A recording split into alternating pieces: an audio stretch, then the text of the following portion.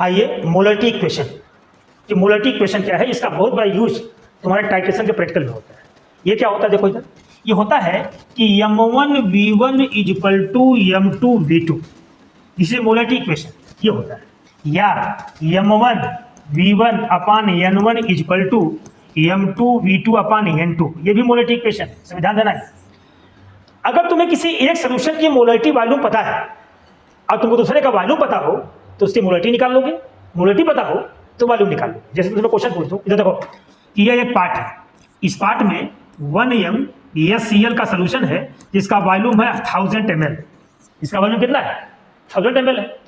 दूसरे पार्ट में समझ देखो इधर, दूसरे पार्ट में एक सोल्यूशन NaOH का है, किसका है NaOH का, इसकी मोलरिटी 2m है और इसका भी वॉल्यूम 1000 ml है। मेरा क्वेश्चन है कि इस 1000 ml 1m HCl के विलयन को कंप्लीट न्यूट्रलाइज करने के लिए इस NaOH विलयन का कितना ml खर्चा होगा। ध्यान देना मैं क्या बोल रहा हूं, मैं ये बोल रहा हूं कि 1000 ml HCl का विलयन, इसकी मोलरिटी बताओ कितना है 1m है, इसको कंप्लीट न्यूट्रलाइज करना है, किससे करना है NaOH से, इसका भी वॉल्यूम 1000 है लेकिन मोलरिटी इसकी 2, तो कितना ml खर्चा होगा, यानी इसका वॉल्यूम निकालना है। तो देखो अगर ये तुम्हारा एसिड के लिए हो गया तो बताओ ये किसके लिए हो गया, तुम्हारा बेस के लिए हो। तो अगर एसिड का वॉल्यूम बताओ कितना 1000 हो गया तो मोलरिटी कितना है 1 हो गई। अब बताओ इसकी मोलरिटी कितना है 2 हो गई, ऐसे V2 निकाल लो, V2 निकाल लोगे यहाँ से। या अगर इसका भी वॉल्यूम 1000 है, आप पूछे मोलरिटी कितना होगी तो यहाँ से M2 निकाल लोगे। यानी जानते हो अगर कोई एसिड बेस आपस में करता रिएक्शन तो एक अगर एसिड का जितना M और V होगा उतना ही बताओ किसका होगा, बेस का होगा। ये न्यूट्रलाइजेशन रिएक्शन में किसी एसिड का जितना M इंटू V खर्चा होता है उतना ही किसी बेस का M इंटू V खर्चा होता है। यानी दोनों बताओ कैसे होते हैं, बराबर होते हैं एंड पॉइंट पे जब इनका हो जाता है। तो अगर तुम्हें M1 V1 और V2 पता है तो M2 निकाल लोगे, और तुम्हें अगर M1 V1 यहाँ पे M2 पता है तो V2 निकाल लोगे। अब यहीं पे देखो नीचे क्या है N1 और N2, here N1 and N2 is the stoichiometric coefficient. यहाँ पे N1 N2 क्या है, यहाँ पे N1 और N2 जो है ये स्टिचियोमेट्रिक कोफिशिएंट है। इससे क्या मतलब, देखो इधर, देखो इधर HCl प्लस NaOH, बोलो ये कौन है एसिड, बोलो ये कौन है बेस, करेंगे रिएक्शन बनेगा NaCl प्लस H2O, बन गया साल्ट और वाटर, ये हो गया न्यूट्रलाइजेशन।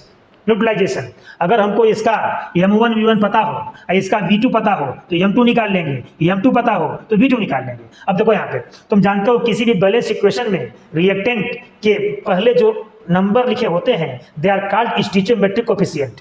तो बताओ इसके पहले क्या लिखा है 1, तो यहाँ भी कितना है 1, तो बताओ इसके लिए स्टिचियोमेट्रिक कोफिशिएंट कितना है 1, तो यहाँ पे N1 और N2 क्या हो गए 1, here N1 and N2 is the stoichiometric coefficient. तो देखो यहाँ पे HCl का 1 मोल है तो N1 1 हो गया, NaOH का भी 1 मोल है ये भी 1 हो गया, तो यार N1 N2 बताओ क्या है स्टिचियोमेट्रिक कोफिशिएंट हो गए। अब देखो यहाँ पे देखो एक इक्वेशन मैं ये लिख रहा हूँ, ये देखो ऑक्जेलिक एसिड है, दिस इज ऑक्जेलिक एसिड।